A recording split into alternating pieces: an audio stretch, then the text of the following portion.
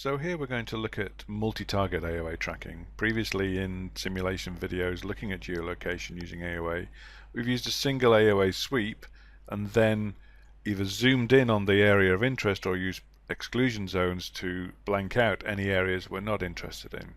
And that allows us to build a picture of a single geolocation on the map and a single confidence factor, etc. Here we're going to use a multi-channel AOA sweep. So this is an AOA sweep as requested from the RFeye array, but what we're going to do now is be able to put multiple processing regions on. So rather than have one processing region creating one geolocation result, we can put multiple regions on, and we have all the AOA tools available to us per region. So we'll start this by swiping on here and then add a processor at this frequency. So now we have a processor, we're having integrated power calculated within this processing window.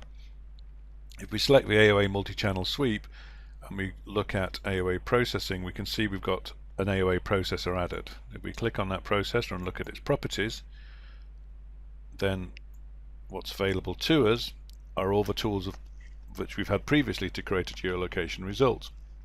So in this case we have our integrated powers, and we may want to squelch above this because we know we have an interferer splashing in over the top from previous analysis. So we'll squelch above and we'll just drop that down just above those. So anything that comes in above these integrated values will be ignored. We can also put a power window on, so now we have a power window.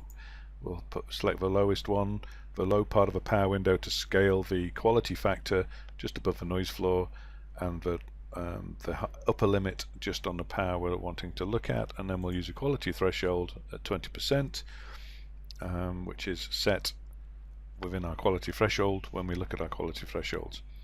So now we can bring in some averaging just to clean up a signal trace, and we get a geolocation result based on this, and the color of that geolocation result, all those vectors, can be changed. So we can see we've added one AOA processor window. So we can continue now adding more AOA processor windows. So here we'll swipe on this region for this particular signal, add an AOA processor. So we can change the color of that in properties. So let's go to so we don't get confused on the screen, so let's change that color and use a different color there. So now we have a single array entity producing two vectors based on the two processing windows we have here. And again we have the processing options available to us within the AOA. So we can bring in the power window, for an example, to scale our quality factors, so we can actually gate on quality factor. And we'll bring that up there. So you can see the window changing within this power processing region, and we'll use the quality factor of say 20% to scale that. We've also got our individual averaging on here, which we can increase on here. So now we've got that AOA processing result.